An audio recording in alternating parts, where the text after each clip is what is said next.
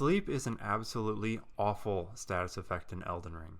I so desperately wanted to like it after seeing what you can do to Godskin Apostle and Godskin Noble. But in about 99% of fights, it's going to be completely irrelevant. Take the Godric fight, for example. He is super resistant to sleep, and it will take dozens of hits before he'll actually succumb to it. And when he does, it does almost nothing. He will grab his head for about half a second, and then he'll just get back to comboing you. It doesn't matter if he gets affected by sleep in the middle of his combo, he will just finish his combo and then fall asleep when he was gonna be, recovering anyway, so it doesn't matter at all. And that's one of the few bosses that actually takes sleep at all. Look at this list from the wiki of all the enemies and their resistances to sleep.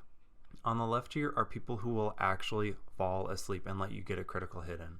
And everybody else, you might as well just be using a different weapon. People who are sleep resistant, the only thing that means is that they will grab their head for half a second and then shake their head and then they're fine again. You might get 1 or 2 hits in or an Estus Flask.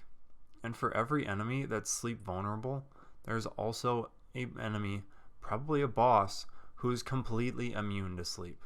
Astel, Natural Born of the Void, all the dragons, Erdtree Avatar, Margit and Margot, Radagon and Elden Beast, Renala of the Full Moon. All of these enemies, sleep will never do anything to them. I think the first major thing that needs to change is that enemies who are resistant to sleep should be opened up for a critical attack. I am looking at you, Fire Giant. I see you there. Let's compare to Bleed, for example. Enemies who are vulnerable to Bleed will obviously just get blown up to it. And enemies who are resistant to it are still weak to it. It just takes longer to proc it on them. But it'll still blow up their health bar just the same. Enemies who are resistant to sleep in Elden Ring are not at all weak to sleep. This basically means that they take way longer to get affected by sleep, and when they do, they just sort of, do a little head shake and then they're back to it. You might get a couple hits in. At the very least, they could change it so that you get a guaranteed critical hit. This would open up way more opportunities to use it in, actual scenarios besides one boss fight. And the second major thing that needs to be changed is that you need to be able to tell how close an enemy is to sleep.